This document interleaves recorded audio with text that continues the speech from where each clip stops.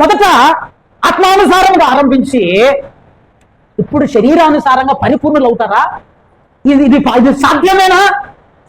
శరీరంతో ఎవడైనా శరీరానుసారంగా జీవిస్తూ, శరీరానుసారంగా బ్రతుకుతూ, శరీర కోరికలు నెరవేర్చుకుంటూ ఎవడైనా పరలోకం పోగలుగుతాడా? తెలిసి కూడా ఎందుకు బ్రతుకుతున్నావు మళ్ళా శరీరానుసారంగా?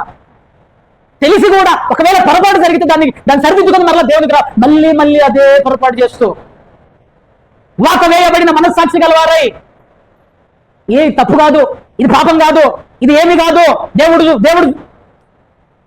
గుర్తుపెట్టుకోండి ప్రియని బిడ్డలారా. పాత నిబంధనలు అంటే శిక్ష వెంటనే వచ్చింది. ఇప్పుడు కృపాకాలం కదా, కొంచెం లేట్ అవుతుంది. కానీ ఇప్పుడు నువ్వు శిక్షకు దొరికేవనుకో, జీవము గల దేవుని చేతిలో పడుట బహు భయంకరము. అగ్ని ఆరని పురుగు చావని దగ్గరకు పోతావు. గుర్తుపెట్టుకో, అగ్ని ఆరని పురుగు చావని నిత్య నరకంలోనికి పడతావు. అందుకనే బైబిల్ హెచ్చరిస్తుంది,